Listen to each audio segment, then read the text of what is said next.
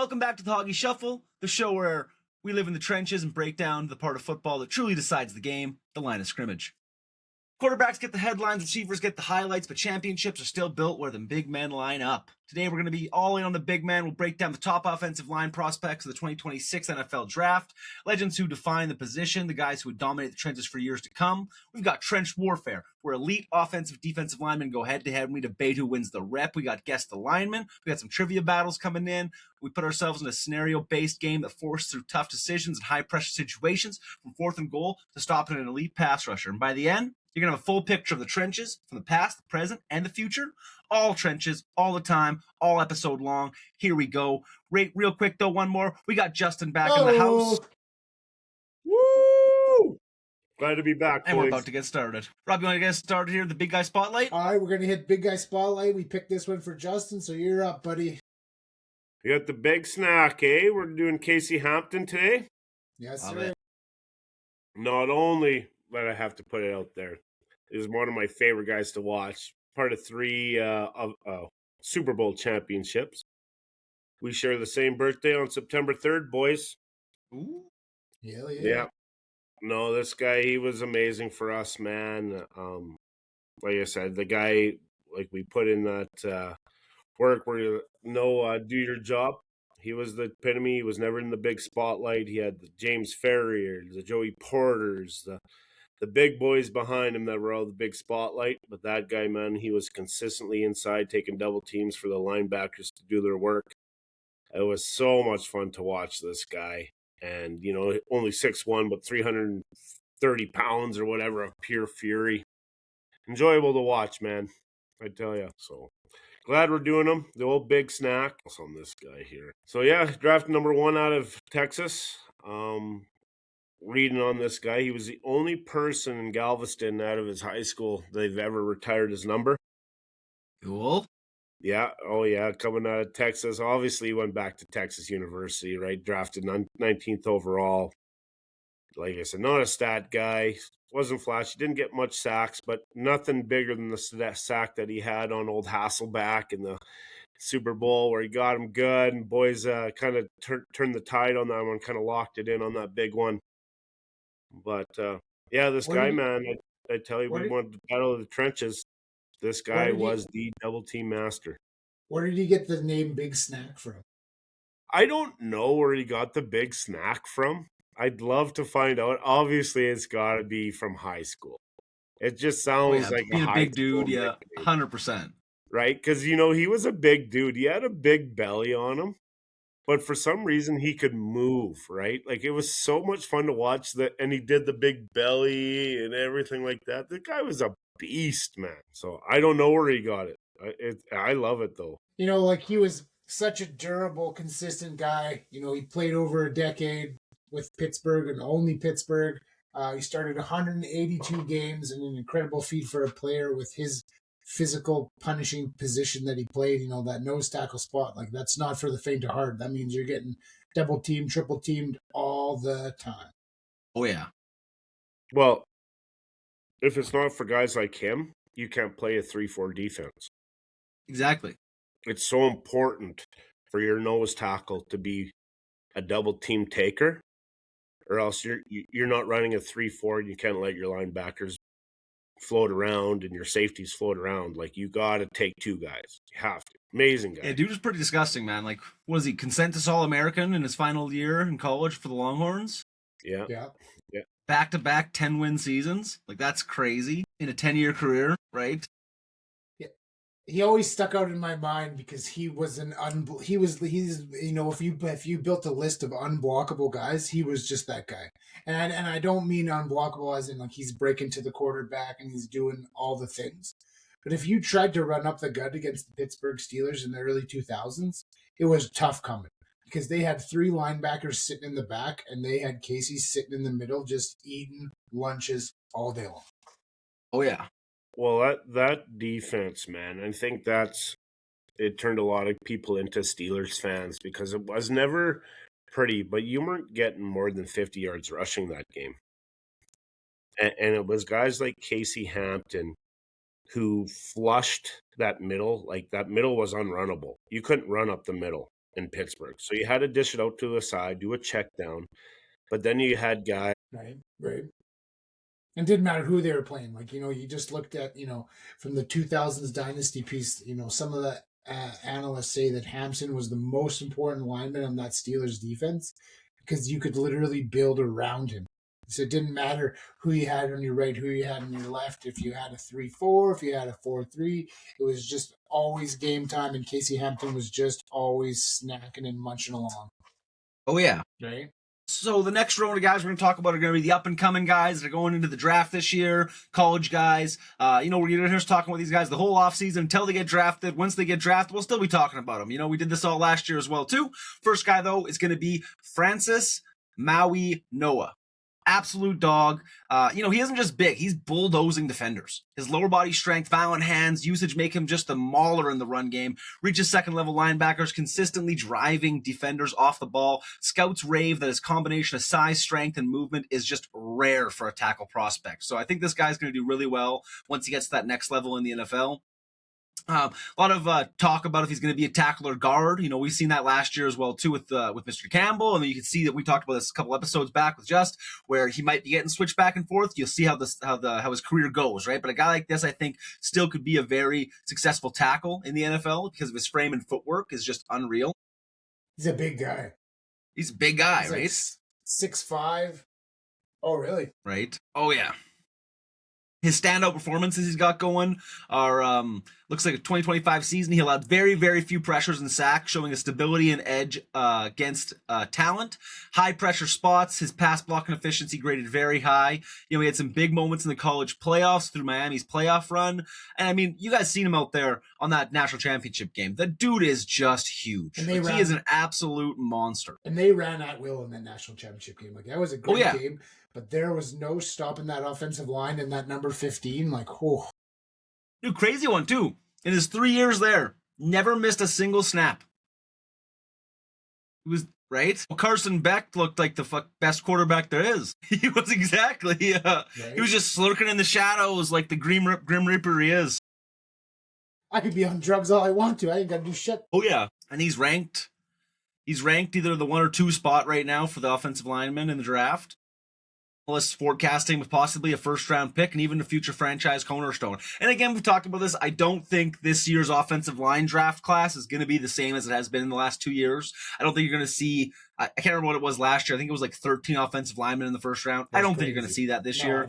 It was pretty rare to have that happen in NFL history. Back-to-back years of a lot of offensive linemen getting drafted. And obviously the ebbs and flows of that are going to go through. And I don't think you're going to have as many this year. So I could see him going either late first round, early second round. Definitely. No, but it's someone that could be your guy for a long time, Right. Like this guy, he could easily be the next Lane Johnson type guy that plays for you for 10 years and be consistently good, right? Agreed. 100%. Yep, absolute monster. All right, next up, if I mess up this last name, like always, apologies, we have Emmanuel Pregnon. Emmanuel's rise in one of the best of the stories in the NFL draft class. He started his college career as an unranked recruit, and he worked his way into becoming one of the best interior offensive linemen in college football. His development into an all-American level guard is exactly the story the NFL teams love to see. And we know that to be true. We know that the NFL isn't just a football-based thing. They want backstories. They want drama. They want everything. They want to sell. They want to sell jerseys. They need the soap opera aspect of this game, and this guy gives it to you. His pass protection is extremely polished. He anchored well against power rushers and rarely got walked back into the quarterback. Many scouts believe that Emmanuel could start immediately as a guard as a rookie in the NFL. Ceiling versus readiness. The biggest discussions around Emmanuel is not his talent, it's positional value and some upside. Teams hesitate to take guards early in the first round, and others see him as a plug-and-play offensive line cornerstone. Just a couple quick things. He dominated the conference during his playing time in Oregon, 2025 season. Emmanuel consistently graded as one of the top interior linemen in the country, helping anchor one of the best offensive lines in the conference. Against strong defensive front, he held in extremely well in pass protection and showed elite awareness, picking up blitzes and stunts. The tape shows as a guard, he finishes blocks, he moves the defenders off the line, something NFL scouts highly value out of guys. And we all know, if you can reset that defensive lineman for 1 second, you already won the game. Oh, shoot. He has got the MO. He's got the MO. Like Preston said about the last guy, this guy's top 3 to top 5 interior lineman. He might be a late first round. I'm more so thinking maybe a late second round, early third round. But I mean, a lot of scouts are saying he's possibly a day one starter. Oh, yeah. Yeah, me too. Last guy we're going to talk about is going to be Parker Brailsford. See, sounds like looking at the stuff we got written down for this guy. I mean, he's a coach on the field. He's a center at the end of the day. And you need to be the quarterback of the offensive line when you're the center. You got to be the guy who is consistently keeping it together with the O-line, keeping the guys accountable, calling the blitzes out, doing all the things that you could possibly do to keep those 5 guys going. He's excelling in that role. I mean, you look at his extremely athletic for a center, excellent at pulling, climbing to linebackers, reaching to defensive tackles, which makes him great fit for modern outside zone NFL schemes. About 6'2", 290, so he's not that traditional size, but nowadays, that's your kind of go-to center. You want the Jason Kelce's. I mean, that's at the end of the day, that's the guys you want to focus that's the positions change to be like that now, where you want a little bit of a smaller, faster, quicker guy that can get to next level, can run out through, block those outside linebackers or inside linebackers, wherever you're going to on the run play, and can get upfield. Well, no, I'm not saying too small. I'm saying at the end of the day, in a comparison to like how big some of these guys are, look at the last guy we talked about, look at Francis, for example, how big that guy is, and you're comparing it to this guy where you're looking at, but as a center, you don't need to be the tallest guy in the world. It honestly, it makes it a better position if you're the faster, smarter, smaller guy that's really good at snapping the ball, and you can make that transition way better. I mean, you gotta think about this. You got to go against guys like Jalen Carter. At 290, Jalen Carter's probably pushing 330 with a motor. Oh no, dude, he's looking pretty flush right now. I'll tell you what. I'm just saying, with a motor on nitrous, right? So when you're coming in to be the center, you got to be an absolute monster at center. And then I think Jordan Davis, same thing. He's dropped down a lot too. They're looking good. They're looking good.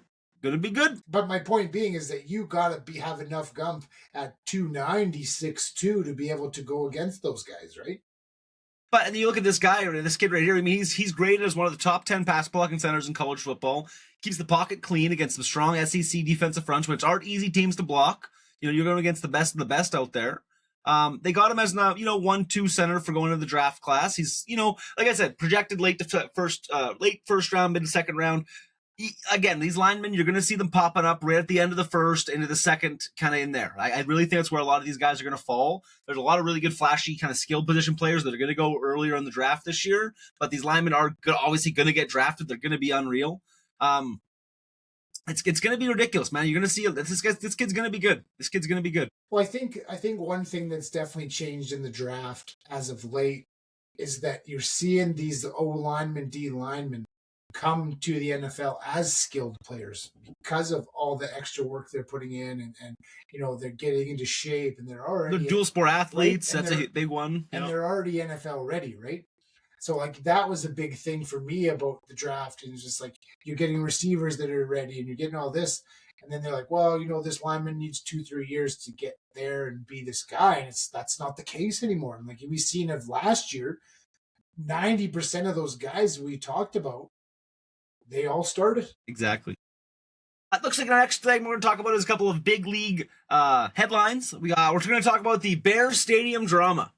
Possible relocation in the works. Historic Chicago Bears franchise proposed a $5 billion stadium. Project is delayed again in Illinois, pushing the team closer to a potential relocation in Indiana, it sounds like. Yeah. A move that would obviously end over a century of roots in the state. Critics are slamming the push for public money around a privately funded stadium. You know what's going to happen here. They're going to just get them tax dollars in from the state, and that's what's going to pay for the stadium. It's the reality of it all. Okay. Next up, we got Giants leadership and their draft strategy, excuse me. Giants co-owner John Mara attended NFL owners' meetings as the franchise reshapes, personnel under new head coach John Harbaugh and GM Joe Skoden, with significant draft picks maneuvering on the table. Weird. That was weird. I mean, then let's be honest. This next one that we got coming up for you guys, if you're a Cowboys fan, you know this is it. Cowboys under pressure and draft planning, like they are a hot cup of garbage. I mean, my team's not much better. At least you've seen what they're doing in free agency. I'll say this. I am a very biased person, obviously, with the team that I cheer for. Cowboys offense was very good this year. And no one can take that away from them. Their offense was one of the best in the league. Top 5. But their defensive shortcomings lost them every single game they had. And as a football fan, I love seeing it, don't get me wrong. As a football fan, though, a true ball fan, it sucks to see when that happens because you see a team that's so offensively strong to just not have that defense. And then as the owner, you trade away one of their best defensive players. Right. And now this offseason, you pick up another D tackle and an end to try and replace. You should have just paid the guy. Right. What were we doing? Like, you can't tell me, and this is what I know about the Max Crosby thing. And thanks, Max. Thanks for staying. Thanks for coming back. But you can't tell me that you traded away that guy for 2 picks, and you were willing to give 2 picks up to get a guy like Max Crosby, whose stats are not as good as the others. So, I mean, just wild. Right? It's absolutely blows my mind that way. Obviously, the Eagles made a couple of under-the-radar edge rush move, getting Tyro Shinoka on a 1-year deal. Relatively low risk, but high upside, obviously. And, doesn't move the needle too much, but keeps the roster pretty flexible in play. I think he's going to be a solid guy for the end role. And draft buzz around the NFL right now, previews, mocks-ups, they're heating up. One has 4 first-round trades. The Jets landing, Ty Simpson early. Is that a good pick? Maybe Ty Simpson goes to the Raiders. I don't think so. I'm pretty sure the Raiders are locked in on what they're going to get. But you never know with the Raiders. The Raiders could take all this media buzz, and then at the last second, for all we know, they could just trade their first-round pick away. And you know what I mean? We know and right now, the way that it sits, we know who's calling the shots in Vegas. And it's not Mark Davis. It's Tom Brady and Spytech. Yep. They're calling all the shots. Last couple ones we're going to go over. There's some reactions from the first week of the NFL free agency, kind of overblown a little bit and stuff like that. Deals obviously taken with a grain of salt as teams have an analysis separate the height from the impact. And then we got some analysts suggesting that the 49ers might skip a big-ticket position in the draft entirely, a contrarian viewpoint that flies in the face of conventional mock boards. I don't know. We'll see what happens there. What we're going to roll into, guys, is going to be we got some games coming up. We got a couple trivias. We got some fun stuff to talk about. We've done this a few times now. We're rolling into it. I like doing this. So we got a cut one, bench one, start one. I'm going to roll it in right now. Start it off the gates here. We got AP, Derrick Henry, Nick Chubb. Rob, you're up first. I'm going first, and you know who my guy's going. I believe truly if this guy would have been a better human being, and I don't know why he's not a great human being, but if he'd have been a better human being, you'd have seen a lot better things coming from my guy AP. He smacked his fucking kid. I honestly think that, being a dad, if he would have went anywhere outside of Minnesota, I think that he would have been a lot greater than he was. And he was great. Like, he's the only guy in the NFL to ever have 3 games with 300 yards each game. And obviously my bench guy is going to be Derrick Henry. Nick Chubb, amazing. Had a great, first 5 years, solid first 5 years. It just sucked. Like I just said, played on the fucking Cleveland Browns. You know what I mean? Again, this isn't career. This is just at their peak. This is at their high-level peak, 100%. Right? And Nick Chubb's peak was pretty crazy. It was pretty crazy. But it was not like Adrian, and it was not like Derrick. So Derrick's he's my bench guy. And Chubb, sorry, you're short. I'm going to cut you down a little shorter. You're out. I feel like you got the same thing as Rob here. What are you feeling? Well, what AP did, if AP was still on fantasy, I'd probably still put him on my bench. Because the guy could probably still get 800 yards to 1,000 yards if he played right now. Derrick Henry's underutilized. Derrick Henry needs to see 30 touches a game, and you win every game. The guy's a cheat code. The guy just falls I for agree. 6 yards. But I'm with Rob. AP was just a different guy in the prime. So I gotta start AP. I'm gonna bench Henry because that guy's still my favorite running back besides Jerome Bettis of all time. Love the physicality, love the brutalness to it. Didn't have quite the moves that AP had. Chubb, I just feel like he got cheated with his own injuries and everything like that, but I'm going to have to bench him. That's right, man. See, for me, Derrick Henry single-handedly took the Tennessee Titans to the playoffs. By himself, whole team on his back. You know, there was a time in Adrian Peterson's career for a decent amount of time where he had Brett Favre as his quarterback. Old Brett Favre. At the end. Still Brett Favre. They got the most interceptions and touchdowns. Good record. He's still Brett Favre. Second on the interceptions now. Matt Stafford passed him. Yeah, Stafford passed him. Still Brett Favre. He did Derrick have Randy Henry Moss for a bit of it too. Right? Derrick Henry, especially when he played for the Titans, had nobody. It was just him. He still has They had nobody. A.J. Brown and no quarterback to throw him the ball. He still has nobody. Right? He still has nobody. Like, you know what I mean? Like, he's definitely on a way better situation now with the Ravens than he was with Tennessee. Like, night and day for sure. But obviously, you know, they're going to be in a bit of a hoopty with their new head coach coming in and stuff like that. So for me, personally, I'm going Henry at the start. I'm going AP on the bench. I'm going Nick Chubb, obviously out. Nick Chubb doesn't, in my opinion, doesn't even comparison to these two guys on this list. I think in his prime he was unreal, but comparing to these two guys, it's not even close. Now here's the twist. Here's the twist. Who would you start with a bad offensive line? And you could change your pick. Henry. You can change your pick, and see, I'm with Preston on that too. I would probably switch to Derrick Henry to say with a bad offensive line, he'd probably do the best of all. He scored 97 touchdowns in one season of high school football. Do you know what's they took him out at halftime because they had a Derrick Henry rule because he was too big and fast. If I take out the NFL and I say, okay, college edition, there's a big part of me that says Nick Chubb starts it. Because but dude, Derrick Henry at Alabama was absolutely fucking ridiculous. Yeah, but you have all the walk-up. You have all the 5-stars. 100%. You have the best line possible. You have the best. And Nick like Chubb that's an argument you can make there. Right? Oh yeah. The problem with Nick Chubb, I think he could have been in the top 20 of running backs of all time if he just would have stayed healthy. He had some really bad injuries, and as a running back, you can't have those. No. So. Okay, I agree. Next up, we got. Oh, sorry. Go ahead.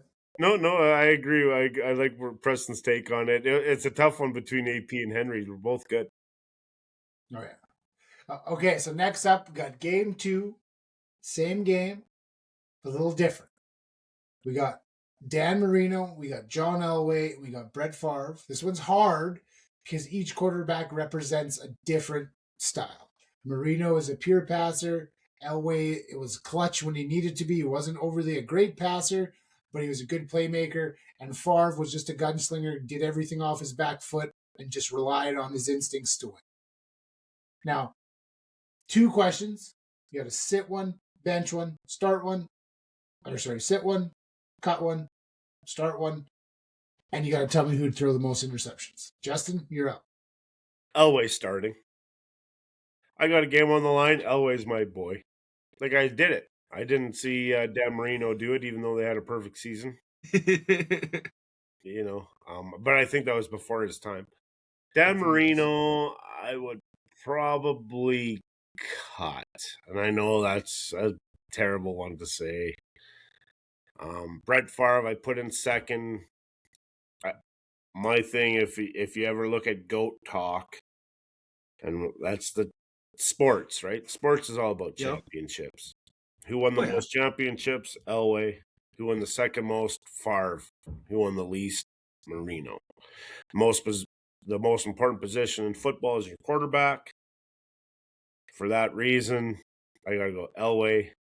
You're starting, benching Favre, and I'm cutting Marino. And that's terrible because I know I could get a lot of hate for that.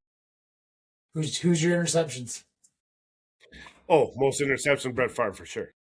But he's also going to throw for 400 yards. So it is what it is, right? It's gonna even itself out. It's gonna even itself out. Hey, you miss 100% of the shots you don't take. Michael Jordan said that, right? So it is. Wayne Gretzky, Michael Scott. Yeah, and Michael Scott did that too, right? Yeah, that was the toughest. Yeah, 100%. It's so funny.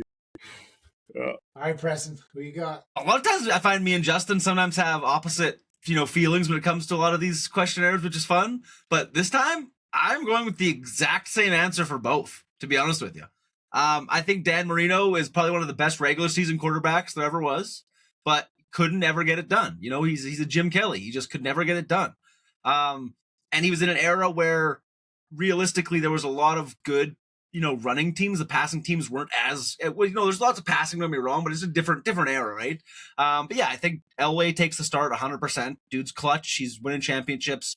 Brett Favre proved, he could be a guy on two different teams, and he did really well. And Dan Marino, again, just could never get it done. And that's, for me, I'm the same way. I'm starting like that. And I also think that 100% Brett Favre's throwing the most interceptions. That's just a guarantee. And it's, it's not a lot of guarantees in life, but that's kind of like death and taxes. That's a guarantee. Favre's going to throw the most interceptions. Yeah. Again, I'm going to stick with you guys. I love Dan Marino. I love what Dan Marino did in his career and all the records that he won. I'm not a huge John Elway guy. I just know how John Elway played, and if you were coaching on a football team, any one of us was coaching on a football team, and you had to say, that's who you'd want. Who are you taking? You're taking John Elway. Give me the big teeth. Give me the big teeth. Because he's a class act on and off the field. And see, that's where you kind of lost Brett Favre for everybody, because Brett Favre, wasn't always the best guy, and he had drugs, and he was cheating on his wife, and he was doing all these things. Scamming people, and, So for me, Brett Favre's getting cut, because I know that's fair. I know that he's going to throw all the interceptions. Yeah, you're a character guy.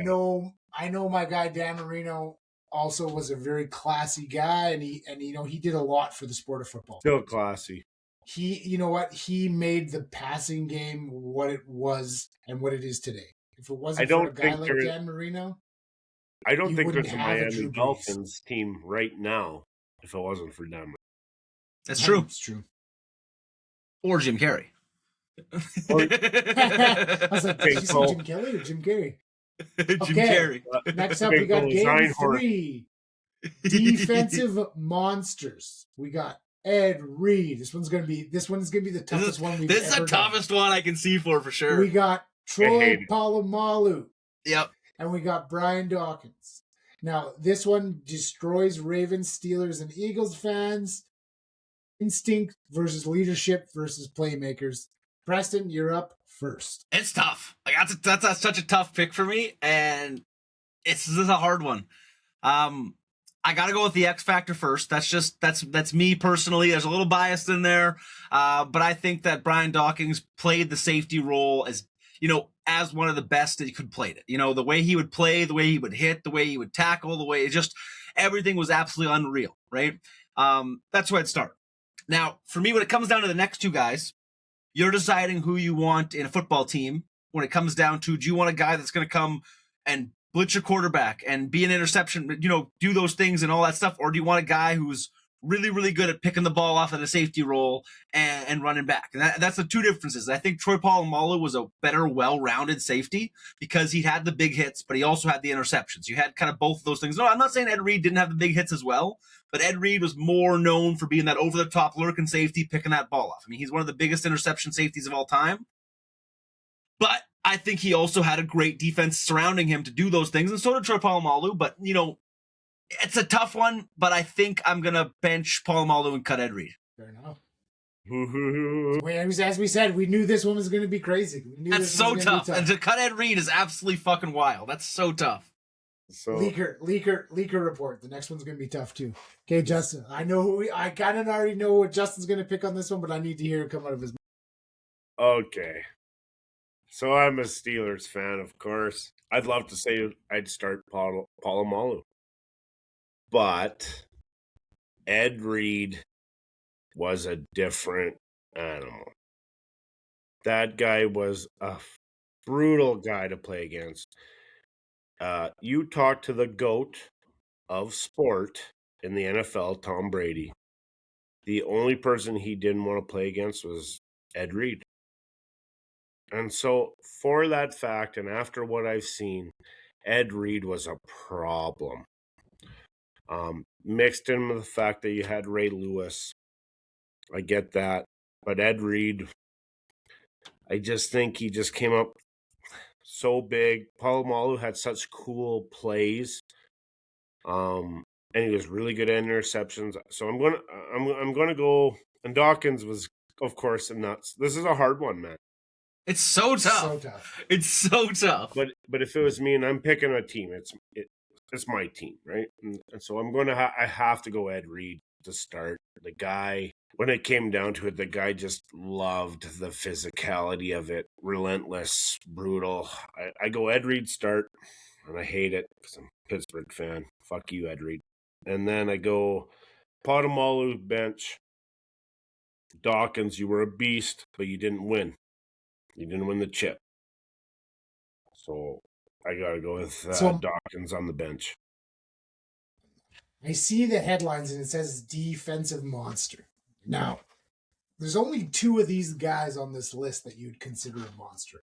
One you would consider a straight up ball hawk, and he was a great hitter. He did a lot of things. But you didn't see him in the middle of the fucking field on the line of scrimmage, busting down defensive linemen, busting down offensive linemen, busting down tight ends. Now, I love Ed Reed, and I think Ed Reed as a strong safety, probably one of the greatest. But there was not another animal that's ever played in the NFL that has ever done what Brian Dawkins has done. When you played against the Philadelphia Eagles in the 2000s, you had to make a choice. I'm either going to catch the ball or I'm going to run like a little bitch because Brian Dawkins is going to come and he's going to take your soul. And he already told you he was coming for your soul because he said that's what he does. But there's one other key factor here. I don't believe there's ever been a safety feared more in the NFL, ever, than Troy Polamalu. And not because he was a big guy or that he was the hardest hitting guy out there, but he knew every damn play that you were going to run right now. He knew it. And you could tell when he had to retire because he didn't physically have what he had to play his game anymore. And so for me, I'm going Troy Polamalu. And again, I love Ed Reed, but I just think this is defensive monsters. And these 2 other guys were the only guys that I've seen play ball with their size. It didn't matter who was bigger than them, didn't matter because they were coming for you. And for that reason, Brian Dawkins will be my bench, and I got to cut Ed Reed. I just got to cut him. So, this was the hardest one I've seen. That's the hardest one we've done so far, man. Hands down. This next one's crazy. Right? Right? So I pulled out some stats because this is actually crazy to me. Ed Reed has 64 interceptions. Fucking insane. Right. Absolutely insane as a safety, right? The next 2, you're looking at Brian Dawkins, 37, Polamalu, 32, right? So he's doubling them for picks. Where it gets crazy, though, is the sacks and tackles for Brian Dawkins. Dude has 1,147 tackles compared to Ed Reed with 643 and Polamalu 783. Forced fumbles. 36 forced fumbles as a safety. Wow. Right, Brian Dawkins, right? But this is the craziest part of all this, in my opinion. You look at all this. He's the only one of the 3 that didn't win Defensive Player of the Year. No way. Wild. That exactly, right? Right? That's the thing. It's how do you? It's crazy, right? Charles Woodson, he can't. No. Gabe playing wide receiver. Oh yeah. Right. Ed Reed was just such a hawk, man. It's 64 interceptions is absolutely ridiculous as a safety. Oh, totally. Yep. Exactly. Right? And that's what I mean. Because it's the hardest one because it's just he's so fucking good. Yep. Right? Yeah, totally.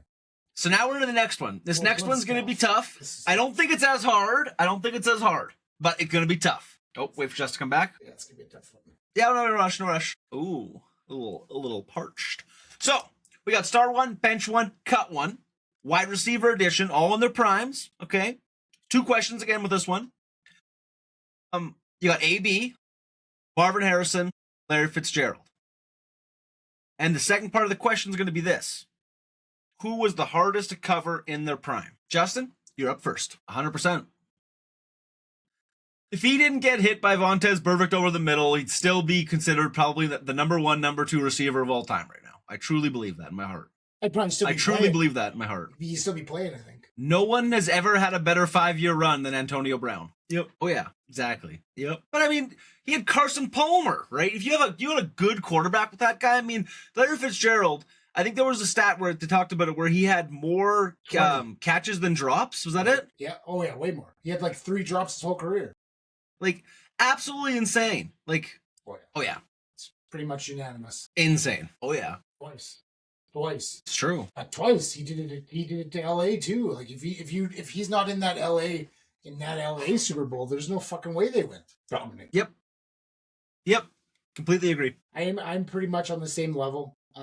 I wholeheartedly think that AB is top 5 of all time in every category in wide receiver. All time. Maybe not blocking. And then you just go down to Marvin Harrison, which he's got a nice Super Bowl ring. Larry didn't have Peyton Manning. But again, I would probably still put Larry in the top 5 list. Like I'd take Larry over Michael Irvin any day of the week. You know, I mean, some people would disagree and say Michael Irvin was this and that. But again, Michael Irvin had time to run down the field because the offensive line was so fucking good. And you can't say that about Antonio Brown. They had a decent offensive line, but not super. And you definitely can't say that about Larry Fitzgerald. Like they probably had the weakest offensive line for his entire career. So in that case, I love Marvin Harrison, but he doesn't belong on this list because Antonio Brown's the starter and Larry Fitz, he's sitting on my bench. Because I guarantee you this, the hardest person to cover on this whole list is Antonio Brown, and possibly one of the hardest guys to ever cover in the league is Larry Fitzgerald. Completely agree with Robbie. I'm going the same way. I think Marvin Harrison gets the cheat of having, a GOAT level quarterback this whole career, whereas guys like Antonio Brown did it with different guys. I know he had Brady, obviously great, like the best. But for me, Fitz's end zone post routes are just a thing of beauty. For his hand ability to turn off that post, hit the corner, catch the ball up here. I mean, have you ever seen pictures of the size of that dude's hands, dude? They are absolutely ridiculous. His hands are so big. He's such a monster. And he ain't dropping the ball. That's where it's hard for me on the second question, actually, to go Antonio Brown versus Larry Fitzgerald for the hardest to cover, because I do agree. Open field, you're driving on the field, Antonio Brown's a harder cover for sure. Right. But you're talking an end zone threat level cover, Fitzgerald's that end zone threat guy. So I still give the edge to Antonio Brown overall, because you're talking about a full game going down the field trying to cover a guy, 20, 30, 40, 50 yards on the field. But inside the 15, man, Fitzgerald he was a different animal. 100%. Well, who could train him? The greatest catcher, I'll say this. Randy Moss might not go down as the best wide receiver ever, but there is not a guy that's ever had better hands than Randy Moss. Not in my picture, not ever. Except for maybe that guy. Oh yeah, if he would, if AB didn't have all the off the field crap that he did and do all his craziness, maybe if he didn't meet Kanye West, right? Like you take Kanye West out of there. Oh, all right. Crazy. Last game, 5 pass rush legends, boys. Now this one also could be an easy one for you guys, could be a hard one. I think it's pretty easy for me. You got DeMarcus Ware, who if he would have been anywhere but the Cowboys, might have been super great. He won the Super Bowl with the Broncos. Julius Peppers for the Carolina Panthers. In the 2000s, there was not a better edge rusher than Julius Peppers. Well, maybe Jared Allen. And then we got T-Sizzle. Again, Terrell Suggs was a different specimen.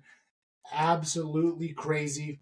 All 3 of these guys dominated a decade plus by themselves each.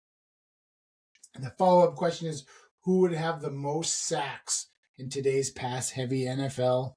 Preston, you got it. For me, it's not that hard, to be honest with you. I'd go Julius Peppers at the 1. Terrell Suggs for me, because he's a linebacker, isn't a pure edge rusher. I'm not going to start him or even have him on the team. I'd go DeMarcus Ware as a backup, and that's coming from an Eagles fan. DeMarcus Ware was an absolute fucking monster. Terrell Suggs, yes, he was great. He did really good, but it makes it different when you look at the guys he played with. When you have a Ray Lewis beside you and you can go down to the edge because you don't need to have an extra linebacker back there to cover the inside run, you can just go and rush on that outside. Changed a little bit. Julius Peppers is arguably probably, a top 10 defensive lineman of all time. And like you said, in the 2000s, he was probably one of the best, if not the best, edge rusher. Absolute monster. And you're going to ask most sacks today in the pass-heavy NFL. Julius Peppers is getting 12 to 13 sacks in a season. I'm telling you right now. 100%. All right, Justin, are you Monster? Are you good? No, there he is. Right. You couldn't run outside to DeMarcus Ware. You couldn't. They would kill you. Yep. I like it. Okay, obviously, I was talking about Julius Peppers, and I tell you, Julius Peppers would be an absolute problem in today's NFL. Like an absolute problem. Guys in the last 20 years literally took what that guy brought to the NFL because he wasn't a big guy, right? But the motor he had and the level of intensity that he played with, he's obviously my starter. I love DeMarcus Ware. He did a lot of great things. But the one thing you got to understand about DeMarcus Ware is he was very inconsistent. He did not have a great fuel tank. And he got beat a lot by misdirection. And for that case, I got to go with T-Sizzle. The longevity that Terrell Suggs had and the years that he played on one of the greatest defenses in the history of the NFL for 15 seasons. And his longevity, and every year he was still good and still good and still good. And he was big enough that you could stick him on the inside. If he needed a down tackle, he could be a down tackle. If he needed a linebacker, he could be a linebacker. So he's getting my bench spot. Like I said, DeMarcus Ware, phenomenal, but there's still a but there. And I think Julius Peppers in today's NFL, if you had a prime Peppers, he'd be no different than the Green Bay Packers, number one. Okay, definitely. Yep. All right, this game's going to go a little faster. So this is a little bit different of a game. We're just going to go some scenarios. I'm going to throw them out there real quick. I'm not going to answer the questions. It's going to be for you two. Game one, we got 4th and goal, 1 play to win the Super Bowl. You got CMC, you got Saquon Barkley, or you got Dalvin Cook. Justin? Just one answer. So I got to pick one. Justin's not going to pick that guy. Well, for sure. Definitely. It's scary. Who can tackle him backwards? They do that. Yeah. Yeah. It's almost like when we won the Super Bowl, we did that, and then we got a new coordinator, and he was terrible and didn't give him the ball. It was just ridiculous last year. It was absolutely ridiculous. Literally. Every time. It's guaranteed. Like, honestly, Rob, you can just go to the next question. Yeah. Like, I don't even need to answer. We all know my answer on this. Like, it's fucking, it's not even close. Of course it's going to be Saquon. Okay, so game 2. Your offensive line must stop one player. Your season depends on neutralizing one pass rusher. I think this one's going to kind of be a little bit blown up. There's 3 guys on this list, but one stands out to me. You have to neutralize one pass rusher. Who's it going to be? You got Nick Bosa, Myles Garrett, or Chase Young. So the question's kind of asking, like, who's the worst then? No, it's being, if you have all 3 of those guys, which one you got to neutralize to win the game? So if you're playing against Nick Bosa and you're playing against Myles Garrett and Chase Young, who's, you know what I mean? Like, we all know who the hardest guy to neutralize is going to be on this whole list. Because he's 100%. Unstoppable. That's Myles Garrett. Like, if you're saying that 100% is Myles Garrett. If you're saying that there's one player that you have to be like, okay, we have to scheme our whole offense around stopping this one guy, yeah, it's Myles Garrett. Not even a question. Right. Yep. Oh, maybe last 20 years. It's not even close. It's not even close. And we talk about him, and I love my guy, and I love your guy. It's not even close. Okay. Dude, I can't remember the stat we talked about last year, but it was something like 60-something% of the time he is double or triple teamed. Right. Over half. And he still gets through. This one's not going to be as long. It's still going to be good. This one's got some questions and some clues. You guys got to decipher who the guy I'm talking about is. If you get it before 3, so if you get it on the first clue, you get 3 points. You get it on the second, you get 2 points. You get it on the third, you get 1 point. Are you guys ready? Okay, here's the clues. Known as the Minister of Defense in his era. Dominated the middle linebacker position in the 2000s. It's Ray Lewis. It's Ray Lewis. A cornerback who could shut down the entire side of the field. Cornerback. Deion Sanders. It's Deion Sanders. Oh, That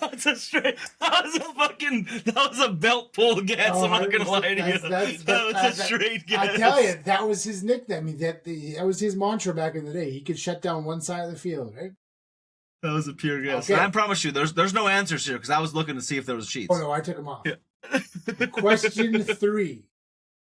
A wide receiver who redefined the deep threat passing in the 2000s. I even have to look at the answer key for this one. I know who it is. Oh, that was a good guess. That's a great guess. Number 2 wait, question. don't go to question 2. Don't go to question 2 here. Calvin Johnson? Calvin Johnson. Hey, you can't read the question. I didn't hear you say that. My bad. And first of all, I'm scrolling down, so it's not going. That's all it could be. Yeah. It's all it could be. Question 4.